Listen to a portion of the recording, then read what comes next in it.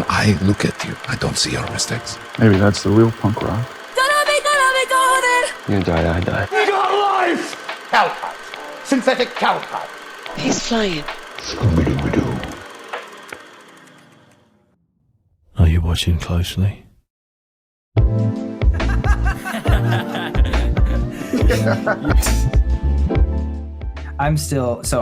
We did this podcast pre-recorded and I edited it for a long time, almost 2 years, 2.5 years.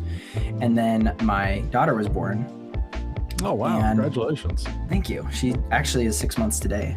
Okay. And then I was like, this is getting to be too much work, only because I spent upwards of 5 hours a week editing an hour-long podcast, which was fine. And then I still wanted to do it without committing to that and taking care of a 6-month-old. And so we're just doing live and then mostly just posting as it is from the live. So in this way we get some chatters from our community to talk to. So, I'm going to try. Live has its own magic and nightmare. So you never know. Yep. The first one was pretty hectic, but now I got it down and I just want to make sure that we are live, because it'd be kind of annoying to not be live when you think you are. So. Right. All right. Well, Brad Sundberg, thank you for joining me today. Would you explain what you did for Michael, what you do now, or actually just start with what you did for Michael? For a lot of what I know is off your website, 18 years of being a technical director for him, and then you started as a studio runner. Just walk us through what your experience was and what launched you. You want the 90-minute Brad Sundberg life story, in other words. maybe not that long. The very short version of it is in 1985, I like to say kind of 3 pivotal things happened in my life. Number one, Deb and I got married. My wife and I have been married for just past our 41st wedding anniversary. We moved to LA, and I was actually in LA prior to that, but she moved down, and I got my first job in a recording studio. I went to a little recording school, and during that time, I got a job at a place called Westlake Studios, and I like to say that I'm not a Michael Jackson stalker by any means, but there was an album that people have probably heard of called Thriller, and Thriller was recorded and mixed at Westlake Audio. And I thought, well, if they're capable of making a record sound that good, that's where I want to be. So I got a job at Westlake, a very glamorous job, cleaning toilets and filling the Coke machine and mopping the floors. But Westlake is a really small, back then, they had 3 studios, 2 of them in one building. And that's where I was, in the smaller building with Studio A and Studio B. And Michael was there working on a project with his sister Rebe called Centipede. And then soon after that, he started on a project called Captain EO with Disney. And it was during that time people think recording studios were these big palaces of music and technology. It was actually pretty small. And so you can't help but get to know people and bump into them in the hallway. And that's kind of how it started. I could make him laugh. He could make me laugh. And even though I knew he was Michael Jackson, he was just Michael. And that's kind of how our friendship started. So I was there when Matt Forger did Captain EO. I was able to sit in on a lot of that. And then we started a project called Bad. Westlake built Michael a brand new studio, Studio D. And I was learning the ropes. I was working on other projects, Taco Bell and Stevie Nicks and different things. And then at night, I could go in and hang out with Michael and the guys in Studio D, and Michael welcomed me. And that's really, by the time we got most of the way done with Bad, I was pretty much fully part of his team. And then we started the remixes and the video mixes, and Michael's engineer was a big Swede by the name of Bruce Swedin. So I had the Michael connection. Michael and I both like Disney. There's a whole backstory there. And then Bruce is Swedish. He and I had that whole connection. Bruce comes from Minneapolis. I think he went to Minnehaha Academy, I think, Yeah. and so it was kind of a natural fit. I Mhm. just I really didn't. I wasn't pushing to be part of the team, but I was kind of the next natural person to slide in. And then I stayed with Michael all through Bad. We did Bad post production for about a year, and then Michael went on tour, and I did tour prep for him, and then we did Dangerous. Dangerous was more like 26 months in the studio, mammoth project. Then we did the Dangerous tour. I didn't go on tour with Michael, but I would do what's called tour preparation. So I worked with him and the dancers and the tour production people, and we restructured the songs to fit the show. Cool. And then we did it again for History. And History, we were in New York for a year and a half. Big budget project, very different than the other projects I'd worked on. And then in the midst of all that, I started building music systems for him at Neverland. I did all the music systems, production systems at Neverland. So he kind of started my second career. So I was back and forth to Neverland hundreds of times. And I kept working up there until I was just a contract worker. I was, I would build him a system and then go on to the next one. So I wasn't a full-time employee, but did that basically until about 2004, 2005. And then he passed in 2009. So Michael was a big chunk of my life for nearly 20 years. Yeah. I realized I wanted to know, even before that, what got you into like audio tech and made you want to go out to California? It's always been in me. My mom is a very accomplished pianist. My mom. My dad is a retired pastor, evangelical pastor. And even though I've always had a deep understanding of music, and I love sound, I love audio.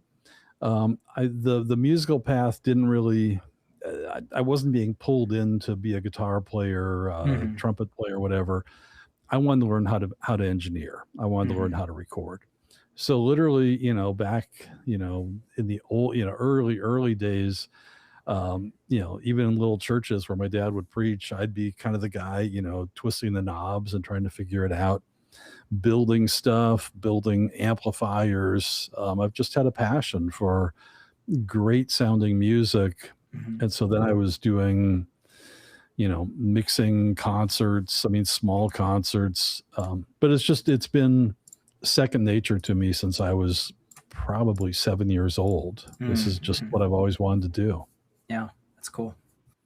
And now what do you do in the studio with MJ? That's your own creation, I believe. And then what is the goal of that? All right.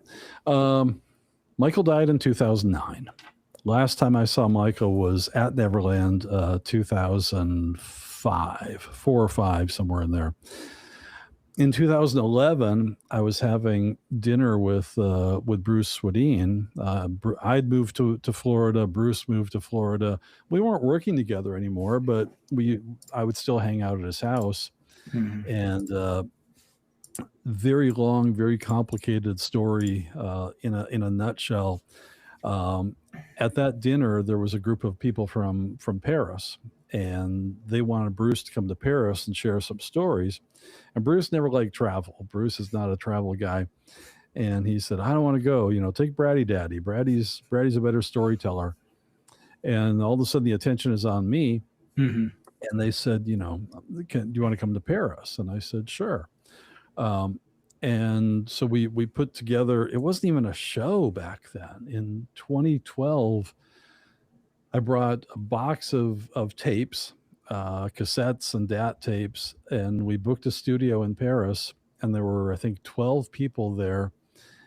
And it was all still very fresh for me. Michael's passing. It's a lot when as close as I was with him for 20 years, it's a lot to unpack. And I would pull a tape out. I had no script, no agenda, no nothing, but I would just play a tape and I would tell a story. And sometimes I would tear up. Sometimes it'd be a funny story. And there was it all just started coming out. And so I thought, well, this was kind of interesting. So we called it In the Studio with MJ. And I booked a studio in New York several months later. And I just put tickets on sale. I don't even know. Maybe we had a Facebook page back then. It was so new, and I guess we sold tickets on Facebook, and somehow or other, and we did 2 back-to-back events in New York. And I was, not that I'm like the smoothest speaker now, but I was terrified. For me to talk to a group of 3 or 4 people was really intimidating. In a weird way, it still is. I get more nervous going up to a group of 5 or 6 guys at church and kind of jumping into a conversation than I do talking to a group of 60 MJ fans. It's a weird thing that your brain does. And so after New York, then we kind of built a show. I hate the word show, but I take people through 3 albums. I take them through Bad, Dangerous, and History. It's a fascinating evolution that Michael went through. I was there, in essence, watching him grow up and start out with Quincy and then continue on without Quincy. And, MJ fans love the events that we do. It's a long event. I mean, it's 7.5 hours. And then I have another event for mixing, and I have another event for college students. But we've been doing it since 2012. We've done 340 events. We've been to 30 countries, or I don't know, 28 countries. So it's not my full-time job. I do about 1 a month. I just got back from Bucharest, Romania this week, and we'll be going to London in 3 weeks, and then Berlin after that. Wow. Probably 80% of my events are in Europe. Michael is alive and well on the continent of Europe. Wow. We do really well in Australia. We do really well in Asia. And I do 2 or 3 events in the US. And people want me to do more. And I hate to be this way, but you kind of go where the money is. Yeah. And for every ticket I sell in the US, I can sell 4 in Europe. And I hope that doesn't sound cocky, but it's just the truth. Yeah. And the US press, media, I'm a proud American, not going to, diss on my country, but he's been so disparaged in the United States. Whereas in, Spain, Russia, Germany, France, England, yeah, he got beat up a little bit, but not nearly the same and Americans are funny, they once, we love to cancel things. We love cancel culture. And, I think Michael Jackson did this, so I hate Michael Jackson. Okay. I'd be happy to talk about that. But whereas in Europe, they eat it up.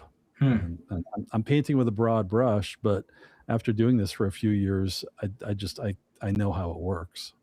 That's really interesting, and that makes sense. And I wish it wasn't that way, but something I've learned, and especially even with this podcast, we like to look at movies from a Christian worldview, and try and understand what's good and what's bad about it. You can't just throw the baby out with the bathwater. Not everything's black and white. While the gospel is black and white, the way we live can be different for each person, as well as the interpretation of how to execute, understand, like figuring out what you can handle as a person. Like that's what we want to talk about. And I think you're right. The American culture is very kind of mob mentality sometimes, and like, oh, we're just going to put a label on this guy for one thing he did, instead of just allowing people to have problems. Yep. Make one misstep, and yeah, we're painting with a broad brush, but when the phrase cancel culture was born, whenever that was, 10 years ago, it was like, yeah, we're really good at that. Build somebody up and then smash them down. Yeah. So, yeah. Well, I wanted to talk a little bit more about movies specifically, and something we ask every guest is kind of is 2 questions in a pair that Okay. kind of understand how you appreciate the arts, or at least movies. What is your favorite movie, and what do you think is the best movie? Because they can be different answers. I know you're gonna. My daughter Maddie and I were just talking about this because I'm a music guy more than I'm a movie guy. Sure. But having said that, growing up, I've got a generation on you. Growing up with the movies that I grew up with was a remarkable time. Yeah, for sure. And that's not to, I'm not saying every movie that comes out now is terrible, but I will say I did just go see the Michael movie, and maybe we'll talk about that in a minute. Oh yeah. And the previews, I don't go to the movies that often. Sure. And Deb and I are sitting there watching the previews, and I'm like, this is just horrible. This is just horrible. I mean, and I can't remember any of them, and it doesn't matter, but I'm just like, this is just pure, like, just awful evil. But anyway, I grew up on, Back to the Future and Star Wars and the Breakfast Club and John Candy. My goodness. I mean, I might actually, there's 2 that come to mind, and you're probably going to laugh, but if my girls were here, they would say, Dad, come on, be honest. Yeah. Planes, Trains, and Automobiles, I think is an absolute masterpiece. Yeah. And if you do a deep dive on that, and what the original, that was supposed to be a 3-hour heavy movie. And at the end, John Landis said, we got to change this. And they turned it into more of a buddy comedy film. If you're ever curious, there's a fascinating backstory to Planes, Trains, and Automobiles. I think it's a brilliant film. I really do. The other one, you're gonna laugh, but I love Emperor's New Groove. Yeah, no, that's an amazing movie. It's a fantastic movie, and it's kind of funny because they're both kind of awkward buddy films. I guess I never really put that together before. Yeah. So, yeah, I obviously the Star Wars stuff. I mean, I saw Empire Strikes Back in St. Paul or Minneapolis. Yeah. And I was, what year was that? Was that 77? 70? Well, no, Star Wars was 77. I think Empire might have been 83. 81 or something like that. And yeah. And it was I saw it. It was like the biggest screen I've ever seen in my life. It was some huge Cineplex in Minneapolis. I wasn't living in Minneapolis, but we were there visiting family. And Empire it's just such a beautiful, dark film. So in terms of now, and what was the other question? What do I think was the best movie? What's your favorite and what's the best? Because you can appreciate a movie without it being your favorite. Okay. Right. I assume that was the Planes, Trains, and I guess it wasn't fair that I just gave you 3 favorites, but it doesn't matter. I don't know, the best film. Oh man. I mean, I could be all like cinematic and be like Rosebud or whatever, but the best movie. Oh, see, I suck at this, Seth. I'm terrible at it. It's okay. I mean, I'm gonna go. There's a movie called Avalon that or the Jim Carrey, the Truman Show. You know what? Just for fun, I'm gonna go with the Truman Show. Let's go with that one because it's the only one I know. Yeah, I just saw that one again 3 months ago. I watched part. I didn't watch I watched part of it on a plane, and what a brilliant film. So yeah, I'm not one that I normally tune into. I am known to pop Empire on every now and then, and just kind of grab a glass of wine and watch that. But yeah, I'll do Truman just to answer the question. Those are good answers. That we won't get hung up on them moving forward. Okay. Do you appreciate movie music at all? Like you're obviously a music guy, and I don't know if that, like, maybe you don't watch as many movies, but do you listen to soundtracks or instrumentals? Hans Zimmer, John Williams. It's so funny. Maddie does a lot of my production work. She's my third daughter. She loves movie soundtracks. Huge Hans Zimmer fan.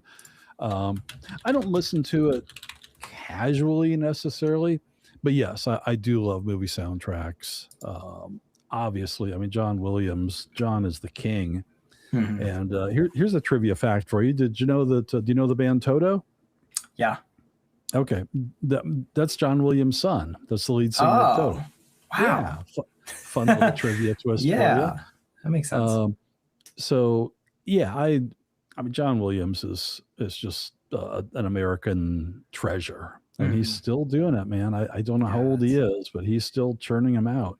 I believe there's a summer movie, and my friend, one of my main co-hosts, is going to get upset at me for not knowing it off the top of my head. But he's there's one that is probably coming out. No, it is coming out this year, and I don't know how to look for it. So maybe I won't look for it. I think he did Superman for 2025 or last year's Superman. So, but I think there's one more this year, and I can't find it. That might have been the one they did like at Abbey Road in London, and there's just some silly, just crazy clips on YouTube that I'm pretty sure was Superman, where they had like 12 drummers. Mm-hmm. That was Man of Steel. He did. We were talking with another guest who does he's a Christian artist, and he talked about how Man of Steel has one of his most favorite soundtracks, and they did just drums all around in a circle trying I've been in that studio at Abbey Road, and I've the video I've seen, with 12, 14 drummers. It was just insane, but why not? Yeah. Oh, he's working with Spielberg on Disclosure Day. His Spielberg's new Alien movie. And then it's not, he didn't work on Superman. He just did the original theme way back when, and they reused it for the new movie. So correction. I think I did see the clip for the new Spielberg one. It did look really cool. Mm-hmm. Okay. So then we were going to talk about Michael, the movie. Okay. Came out technically 2 days ago. So I'll call it opening weekend. I'm on top of this, even though we kind of rushed getting to this interview. And somebody gave me that today. Nice. I haven't even opened it up yet. Yeah. And I know you, well, actually, let me just start with this. What did you do for the movie? Maybe it wasn't a lot. Maybe it was. It was a what did I do for the movie? Yeah, I heard there was I know. Yeah, I did. I did a minimal amount of consulting, and I'm glad they listened. We told them, what, they asked what microphones we used in the studio. They asked what speakers Bruce used, and they actually listen. I mean, the microphone in front of me is called the Shure SM7. Oh yeah, classic. And this is, it's kind of famous for Michael Jackson because we did use the SM7 on maybe 20% of his songs, 20-30%, something like that. And I don't have it. Well, I kind of have it, but this isn't the one we used with Michael, I can assure you. Yeah. But so I did tell him, the SM7 was kind of a popular mic that we used when Michael was really belting the big loud songs. And so they did, they used SM7s in every, anytime Michael's in the studio, it's like, well, that's not exactly how we did it. But I give them credit for at least listening. They did the best they could. So I did a minimal amount of consulting. It was like 3 Zoom calls or something like that. And that was about it. Yeah. And then, again, I don't know if I'm supposed to say this, but I heard you visited the set once and were able to be a part of that. Yeah, they gave us... they invited me out to go to Neverland, which Neverland has such a special place for me because I was there for years and years and years. And I haven't stepped foot on Neverland since 2004-ish. When you were first doing the speakers and stuff. I was so excited. I was just like, Deb and I were going to go, and I'm like, we get to go back to Neverland. This is going to be, it's going to be amazing. And at the last minute, they pulled the plug on it, and I give him credit. Michael's oldest son, his name is Prince, and Prince called me personally, and he said, Brad, he goes, he said, I'm so sorry. He goes, but the new owner of Neverland is just, the guest list has gotten too big. and he kind of freaked out and said, it's only going to be cast and crew. Mm. And the fact that he called me personally meant a lot. And he said, but I do want you to come to the Thriller shoot. Oh. So they invited Deb and I. We had to change our flights, but a couple of weeks later we flew out and went to the Thriller shoot. And they did a really nice. Of course, I was in high school when Thriller came out the first time, but it was pretty cool being on the exact same street, beautifully lit. The streets all sprayed down, and Michael dancing, and the zombies and the whole thing. It was really, really fun. Yeah. So we were there. It was an overnight shoot, and we didn't even stay till the end because it was too cold. So we were exhausted, but we watched for 3-4 hours, and I had a nice chat with Prince, and but it was cool to be there. So yes, now, we did get to sneak out to a shoot. Full disclosure, I haven't seen the movie yet. Okay. I was a little limited when you have a 6-month-old, but I do want to get to it. But what I've heard is that things like the music video recreations are so spot on that just the smallest difference people notice only because they're like, I've seen the original music video a million times. Right. That it's 99% accurate, and then that 1% glows against the backdrop of the rest of it. So I would have been one of the things with biopics that I love is to compare the remakes of whatever they're doing again. Right. Even something like Once Upon a Time in Hollywood, where they're remaking part of an old movie, only it's with Leonardo DiCaprio or whatever. So it's really exciting that you got to see something like that, and then eventually you were like, oh, now it's on the big screen, and I was behind the camera in the crew. So yeah. And the cool thing with Michael the movie Thriller video shoot is the cameras are there filming the cameras that shot so so it's kind of like whatever the fifth wall or whatever you call it, which is cool because and they do stuff like having John Landis, the guy that's acting as John Landis, doing the Thriller shoot with like a can of Tab. I don't even know if you remember what Tab is, but kind of a soft drink from the 70s. Just little details that they got right. While you were there, did you see actors who were playing people you knew? Because you've said that you're not. There's not a Brad in the movie. Obviously, you probably would have consulted a little bit more. But did you see people that, besides Michael and Jafar or whatever, but other people that you would eventually know once you started working with them? Well, I mean, we were only there for the Thriller shoot. Yeah. So, and my involvement in the studio, I did go to a lot of video shoots, but Thriller was before my time. Yeah. In the movie, they do have an engineer who is Bruce Swedien, and of course, Bruce was kind of my mentor and who I worked with. They don't say his name. He doesn't have a speaking part, but they actually kind of made him look like Bruce, kind of a big, heavy-set Swedish guy, and I'm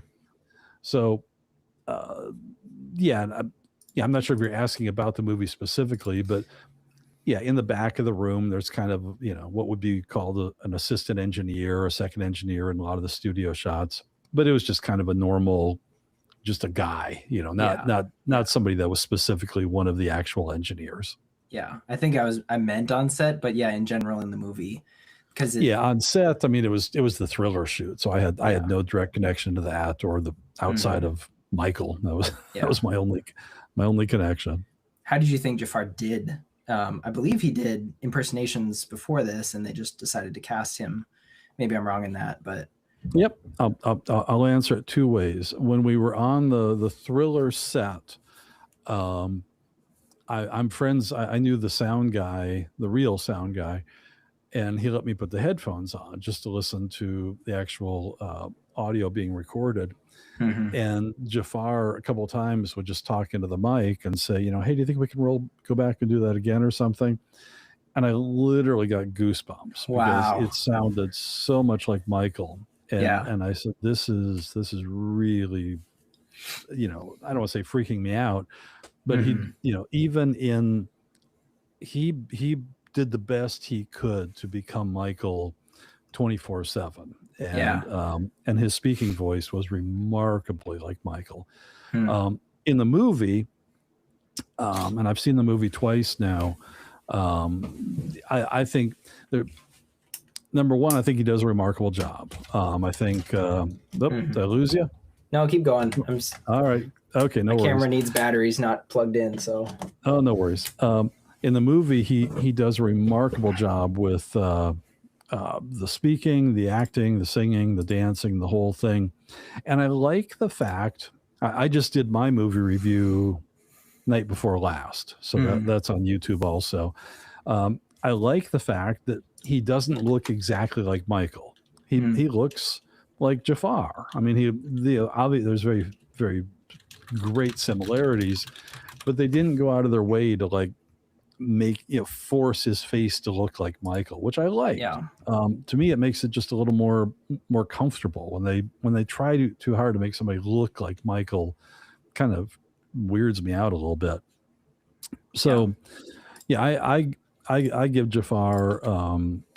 There were times I was like, is this Michael singing? Is this Jafar singing? And I'm actually going to dig into the record a little bit and kind of do my own research. But really, really, really great job on Jafar's part. Yeah.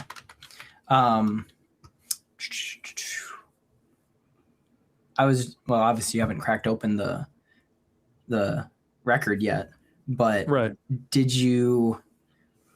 Were there more moments of being brought back? Or I guess I had a question later. That was, do you ever hear any of Michael's songs in like the grocery store or casually that you're like, oh, I worked on that. I know so much more about the song than anyone else and they'll never know, Right. I often tell people at my live events, and it's true. I mean, you can't see in my music room, but I've got a lot of MJ music in here, both early mixes as well as finished. And but I really don't listen to Michael casually, hardly ever. If I'm working on if I'm doing some editing or working on a new segment for my seminar, then sure. I don't run from it, but I just don't. I'm not MJ 24 hours a day. Yeah, and I do have such a close connection to the music that I just don't listen to it casually. Yes, if I am in a grocery store and I hear They Don't Care About Us, or that's been kind of a big song for a few years. I didn't work on Billie Jean Beat It. I don't go that far back, but I do have a connection to all that stuff. Smooth Criminal, of course, I worked on The Way You Make Me Feel.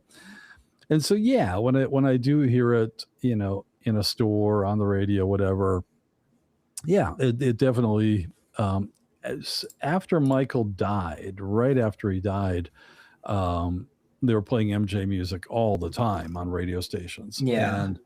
And there were times when it was just like, it took my brain a long time to process, a 20-year working friendship. And then I'm hearing, The Way You Make Me Feel while I'm trying to buy lettuce at the grocery store. So there's a little bit of, I can't speak for everybody, but for my brain, a little bit of processing and unpacking that I would have to do. But I love hearing Michael's music. I have a lot of MJ impersonators that I used to have a rule in the first couple of years of my seminars.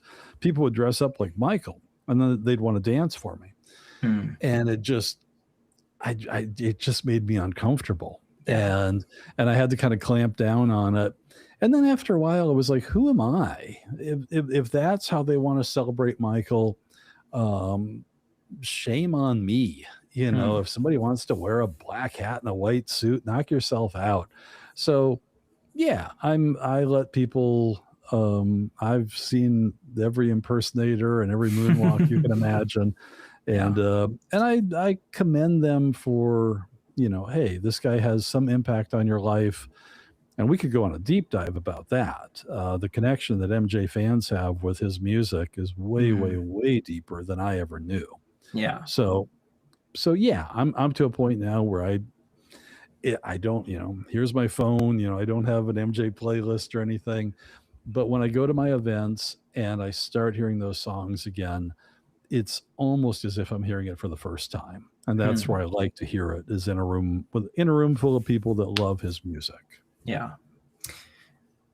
You said you helped out with some music videos or short films. Did you just edit them, or were you part of production, only post-production? No, I was on set. Michael would want me to be. I built just these ridiculous playback systems, and I should have gone to jail because they were so loud. and he knew I could do it. And I would build him just these mammoth sound systems, and they'd be on wheels, so we could push them so they'd be just out of the frame. He did a movie called Ghosts, and I don't know if you've ever seen it or know anything about it. You should watch it. Ghosts is Michael in charge.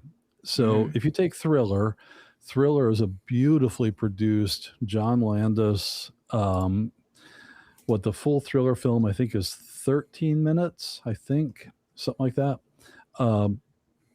Ghosts is Michael in charge, and it's about 40 minutes, 42 minutes, something like that. It's a huge production. It's some of Michael's best dancing ever.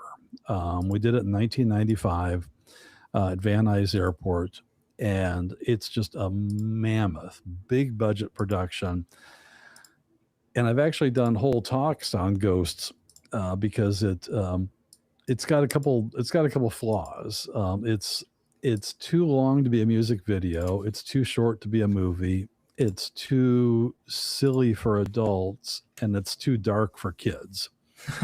It's just, being a movie guy, I would actually encourage you to watch it and let me know what you think, because there's so much of it that I want to like, but it's Michael without a true filmmaker. And if there's any MJ fans out there, don't hate me, but it's Michael being Michael with a big budget and a production playground, and let's just go have fun. But it's a beautiful production, beautifully shot. That's fun. The only movie that I guess Ghost looks like it's a short film. It's labeled a short film, but the only movie that I saw on his IMDb was Moonwalker. Did you have anything to do with that? Oh, yeah. Oh, man, I worked on Moonwalker for a year. Did you watch it recently? No, I was looking at what Michael was, because I knew he was in movies or a movie and things like, he was in, obviously Pepsi ad and Super Bowl or Super Bowl halftime and whatever. But that was just one thing that surprised me. Moonwalker is another one. It's a fun production. It's a series of short films, and then it's got the extended version of Smooth Criminal in it.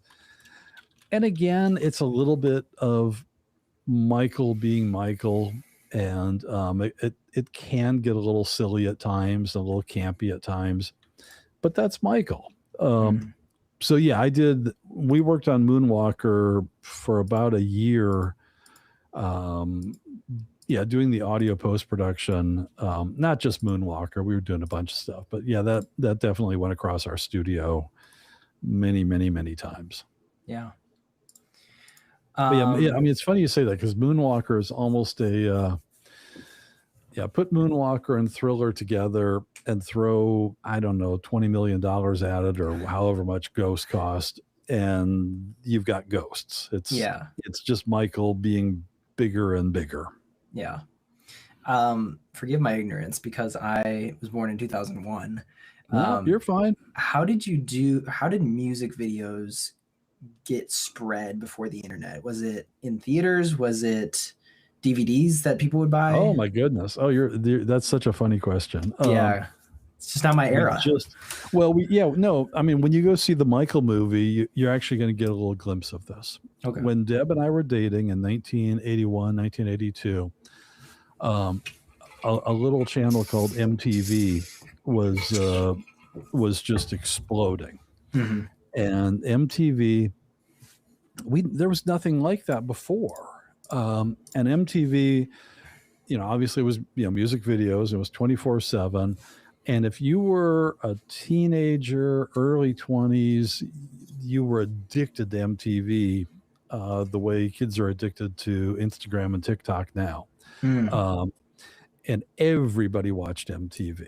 And MTV was white as white could be. It was all white bands out of England and out of the U.S. Bruce Springsteen and Peter Gabriel, and Aha, and white, white, white. And Michael was creating these amazing films like Billie Jean and Beat It. And it's a pivotal scene in the movie. I hope you go see it, but it's good for you to get some of the backstory. There were very few black artists that were on MTV prior to 1981. Very few. And the president of CBS Records, Tommy Mottola, Michael wanted his music on MTV, and MTV was pushing back. And Tommy Mottola went toe to toe with them. It's a true story. And he said, either you start playing Michael, or I'm going to pull all the CBS artists out of your rotation. Wow. And you're going to lose Cyndi Lauper, Bruce Springsteen. He went down the whole list. And that changed it. And that kicked the doors open for MTV, and to where Michael dominated MTV. They played, when Thriller came out, they played Thriller every hour on the hour. And people would just stop. I mean, people in like department stores would just stop and watch Thriller for 14 minutes. Absolute. And it's so funny because I've been trying to explain that to Maddie, just how powerful he was and how Michael needed MTV and MTV needed Michael. And that pairing was a rocket ship. And that pushed Michael, to a whole new level. So you're right. Now it's just such a different world. I mean, how music is accessed, how videos are accessed, why artists even still make videos, because there is no more MTV. I mean, at least not the MTV that we had. Yeah. So that's a great question. I could talk on that for 45 minutes, but we'll keep going. No, that is fascinating to me. I think something we talk about social things too, and differences and old and new because of how long cinema has lasted. But cultural moments, and if you say people were stopping their daily life to watch MTV and watch Thriller, something that really broke a lot of people's mind, that's a cultural moment that doesn't happen all that much because everybody's got their own algorithms, and they don't really, I mean, maybe a movie hits in the theaters for 2 to 3 weeks, and that's what you talk about at work, but that's probably the closest you're going to get, and you don't have those anymore, and it's just a different scenario. I'll tell you even a bigger one. Michael did a song called Black or White on the Dangerous album, and I did a lot of the recording on that song and on that album. Black or White came out was it 92? I talk about this in my events, but I don't have my cheat sheet in front of me. And it was going to be the global debut of Black or White, and it was going to be right after The Simpsons. And so over the course of 24 hours, when they did the Black or White premiere, it's estimated that close to 600 million people watched that around the globe. Wow. Over that 24 hours. That's those kind of numbers are a little bit lower than like a royal wedding. Yeah. That's how enormously big he was. Yeah. And so I don't pick on I've been to a couple Taylor Swift shows, and I like Bruno Mars, and there's plenty of really fun artists right now. But to your point of a cultural moment, those just where everyone watches the same thing are really rare anymore. Yeah. But Black or White was one of the biggest ones that I've ever been involved in. That's cool. You've been so intertwined with MJ because of In the Studio. Obviously, you said that's not your full-time job, but it's I don't want to say it's your identity, but that's what people would know you from if they recognized you. But you've worked for a number of other clients, at least via your website. Like you had Tom Cruise, Will Smith, Madonna, others listed. And I was curious who stands out, whose character stands out that you're like, I really like that person as a person. All of the, I've been very blessed. I've worked with some very unique personalities. The Tom, I never met Tom Cruise personally, but I did work for the, don't your folks are going to throw their shoe at me. I did work for the Church of Scientology for a long time. Wow, breaking news. I mean, that's going to be a full chapter in my book. The Church of Scientology loved me, and they would try and make me do the personality tests and everything, and I'm like, no, I'm good. But I built systems that Cruise liked, and I did 2 motor coaches for him, and I did his Gulfstream jet. We put music in that, and I'll tell you a quick story. When my very first job for the Church of Scientology, I didn't know who it was. It was just a client in Hollywood, and they wanted me to put a sound system in an apartment, and it was a really rushed job, and they paid pretty well, and they paid right away. And afterwards, man, this would have been probably when you were born, probably, I don't know, 2001. No, I think it would have been earlier than that. Might have been 99.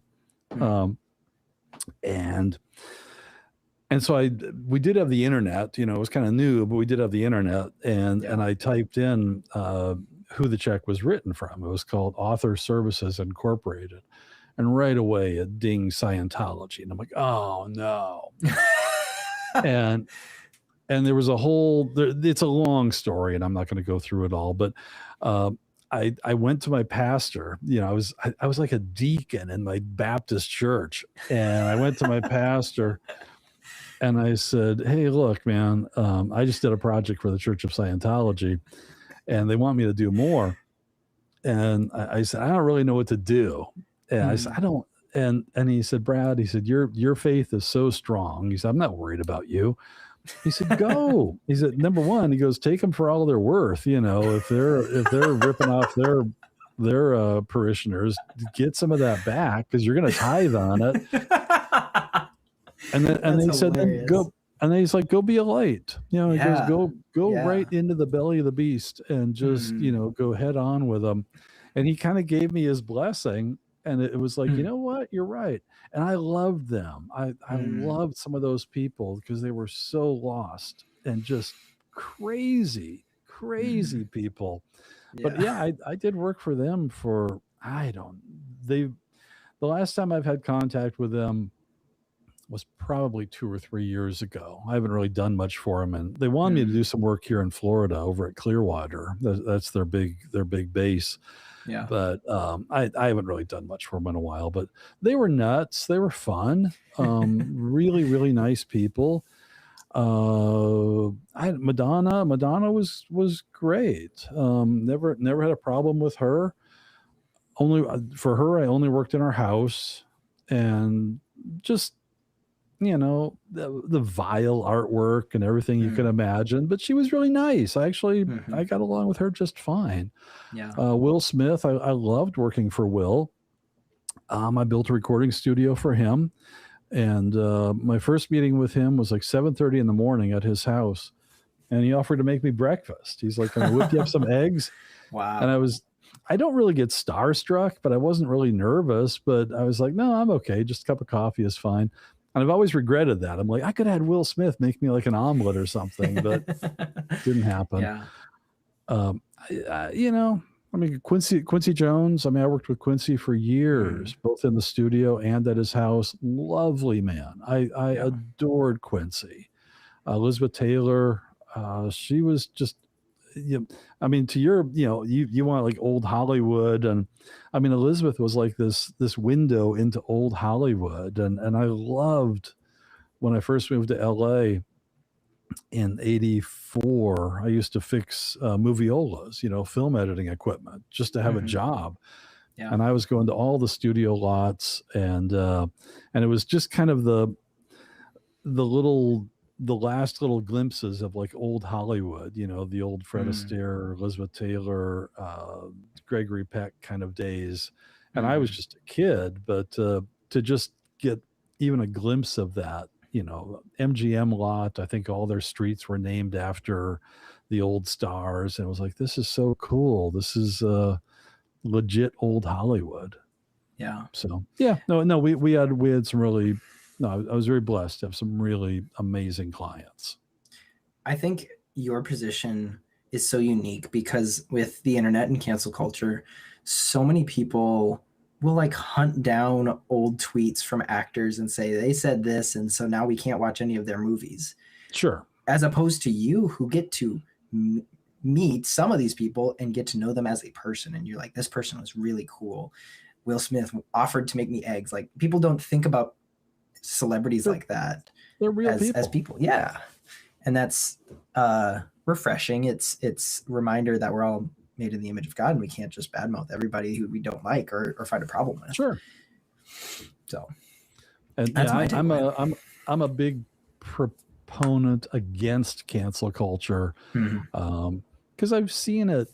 I know people that have kind of gone through that, and I'm a big picture guy. Number one, I mean, we're all, God's grace is endless. And yeah, I mean, if somebody really makes a just a horrible left turn in their life and does or says something that's just, awful, then yeah, let's talk about that.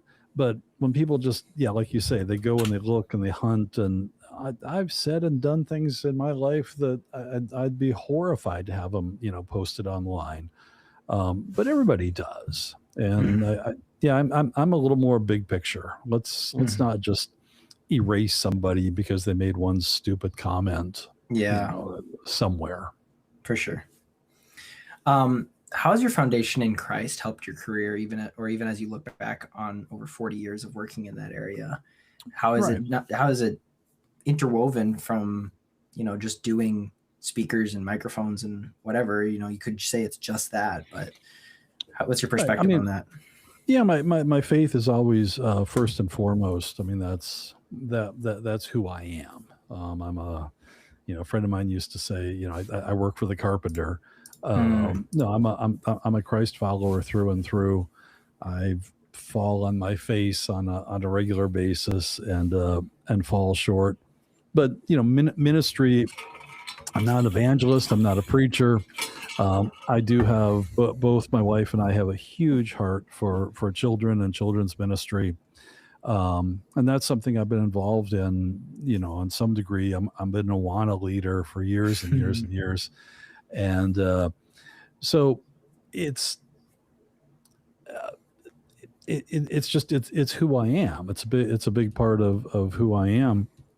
When I'm around, whatever you want to call it, fame, wealth, whatever, there's the emptiness is almost more apparent. And I even now I don't work for really many celebrities now, but I do work for very wealthy people from time to time. And then there's something with aging also, where you kind of look back and look forward, and what are we doing? What are you doing with your life if it's just an endless pursuit of another dollar or another like on social media or whatever? What an empty existence. So my faith is paramount, and I love to. I wish I could say I was like an amazing evangelist. I wish I could say that I'm a biblical scholar, because I'm not. I have I don't want to say a childlike faith, but to me the gospel is just so clear and so undeniable, and even and I don't want to sound like a 4-year-old, but even God's creation, how you can deny, how you can question that there's a creator when you hold a koala or look at a banana tree, or whatever example you want. It's God's creation is just so amazing, and to think that somehow it came from a bang and a pile of sludge is just not just that's more unbelievable than any other thing that you can come up with. Yeah. Ellie, or my wife and I were talking, or we were listening to the Project Hail Mary audiobook because we would watch the movie and we wanted to hear the original. And there's so much evolution talk, which is fine because that's what he believes and that's how a lot of people approach science. And I'm like, well, okay, he's questioning, the character's questioning, how does this happen? How does this evolve this way? And I'm like, oh, it's almost like there was some intelligent mind behind it. Maybe even if you want to label it Mother Nature, at that point, just call it God. Like that's my perspective. Exactly. In a career where everything is technical and like very structured, you have, I'm simplifying it a lot. You have your amp and your microphone and your cord, and you what's going to happen most of the time, unless there's an outstanding problem technically. How do you allow creativity to show itself through your planning, through your building these setups? How do you maybe it's less creative than I realized. Maybe it's just like, all right, I need to do this and I know how to build it. Well, I might answer it two ways. Number one, when I lecture, I hate the word lecture, but when I lecture college students, I just spoke to a bunch of just beautiful young college students in Romania last week. And I do say there's a lot more that you need to bring to the table than a microphone and a cable and a preamp. And that's your personality. You need to come in. There's a whole trust that needs to be built between me and the client, whether it's in a recording studio or in a big house or whatever. So trust and personality and some sort of a skill set are, I think, fundamental, not just in my industry, but in a lot of industries. And then in terms of creativity, I do love using my creativity in a technical way. In other words, a silly example, but it's a valid example, is when Michael asked me to do Neverland, there were no birds chirping in the trees. In that part of California, there's very few birds. Yeah. And he said, is there any way we could have birds chirping in trees? And I said, sure. So we came up with, I made my own bird chirping CDs, and we had custom bird houses built with speakers in them, and I had them scattered all through the ranch. And I could have been the kind of person that said, can't help you there, sorry, no, boo for you for buying a ranch in this part of California. Or you let your imagination go and come up with something cool, and then, use technology to make that happen. Yeah. So, yeah, I'm, I just did a resort out here in Florida on an island, Captiva Island. And yeah, I do use good equipment, and I take my time, and then I whether it's speaker placement or song choice or the EQ that I use, I pour myself into it, and I don't look at anybody else. I decide if it sounds good for me, it should sound good for most other people. Yeah. And so there's a point when you really just have to trust your instincts, and that probably comes with a couple gray hairs and getting yelled at a few times, but I'm pretty good at what I do. Yeah. Finish up with one that I kind of wanted to have overarching over the whole conversation. What's something about Michael that you wish more people knew about as you tour the world, and not necessarily speak after his passing, but you're obviously feeding into the people, or the desire for more Michael to these fans. Right. What is something that you really want people to know that maybe he didn't make known, or that only close people, like, or not as close as you were, knew about him, that what, because there's such a difference between, like I was saying, a public personality and a private personality. Maybe they're the same sometimes, and other times they're, you got to be, when he's, as I didn't experience it, the Super Bowl halftime show, when when he launches from the stage, and like that probably isn't Michael as you know him in the sound booth. Like, he's there to be the center of attention for however many thousands of people. So sure.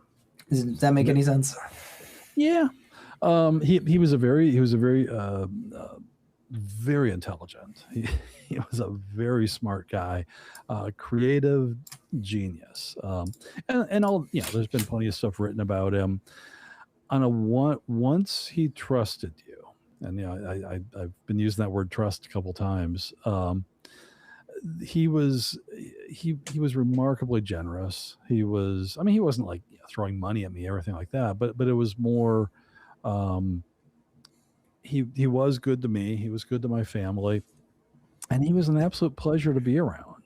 I don't get wrapped up in superstardom. I don't get wrapped up in, ooh, Brad, did he have an aura when he walked in? Did you feel? No. But he was somebody that you wanted to be around. And some people do have a magnetism, whatever you want to call it. You're kind of drawn to them. And he and I got along. I wasn't his best friend. We weren't running around the clubs together or anything like that. But we really did enjoy and trust each other's company. He was funny. He had he could be annoying. He could be a little. He people might use the word childlike or whatever word you want to use. He loved, and you asked me in the beginning if there's any topics that are off limits, and there's not. I'm happy to talk about, especially in the U.S. There were some accusations, and part of he couldn't see himself the way that other people see him. He didn't understand how the perception of a position that he might put himself in might look to somebody else. And Brad was Michael's musical director for about 20 years. Brad and I talk all the time. He's going to be with me in Berlin in a couple months. And when Michael was around, and I'm just going to go there because you and I are friends. Michael, did love to be around kids, and he loved the innocence of kids. I love to be around kids. I don't want to put myself into a weird spot.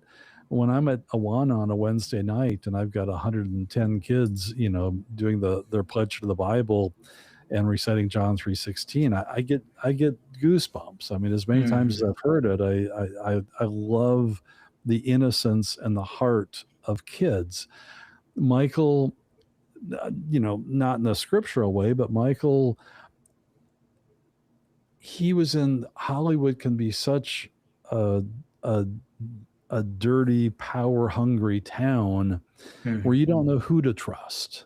And when he, if he's with his nephews or with kids, I don't agree with every position that he put himself into, but I also wouldn't allow myself to make a nickel or endorse him if I thought if I had any question of doubt. And that's the truth. There's certain things that, positions that I wish he wouldn't have put himself into. Yeah. But there were also parents that were pushing their kids towards, a little bit of fame and a little bit of money. It's complicated. But having said all that, and I'm not even sure why we went down that whole road, I would, to the best of my ability, try to convey to people that he was one of the sweetest and most kind people I've ever known in my life. There were, I kind of lost my train of thought, but yeah, if I could take, some of the memories I have in my brain and show people that people say, what was Michael Jackson like? And a lot of times people that like me that know him say, well, you can't, there is no description because there was no one like Michael Jackson. He was just, he was a very complex, unique, just amazing guy. Yeah. And I think that's what drew people to him, not his music and as a person. But for some people, it can stop there, or they can revert from that point. And it's kind of been a running theme, this whole conversation, but how somebody can be a person and not just a celebrity. And that's something we forget all too often, I think. And even as, you know, we're going to keep watching movies and whatever else we do, and remembering that these people are people, and we don't need to be the judge. We don't, like, yes, people do dumb stuff, but we also do dumb stuff. And let's just be grateful that we're not on stage or on a movie screen in front of 24 hours 100 million people or whatever. Where he, you know, he really was, he did achieve a level of fame that I don't think will ever happen before or since. I mean, it was the stars all lined up, where he was literally under a microscope 24 hours a day. And yeah, that would drive anybody crazy. And he, you know, I think he did the best he could. And then you throw in a really unfortunate childhood. I mean, he's told me stories about his dad. They're just terrible. And so it's the movie, and I'm not, go see the movie. I'm not, I think the movie does a pretty good job. The fans are going to love the movie. I think for as complex a personality as he is, I think it does a pretty good job of showing, man, this guy came from hell. I mean, you know, his early years, I shouldn't be that abrupt, but it was rough. He had a rough childhood, dealing with his dad, searching for father figures, both in Quincy Jones and Bruce Swedien and Bill Bray. So it was a complicated story, and I think they do a pretty good job of giving, you know, the one, what do you want to call it, one version or one perspective. And it's squeaky, you know, it is squeaky clean, but it also gives a pretty good, let me give an example.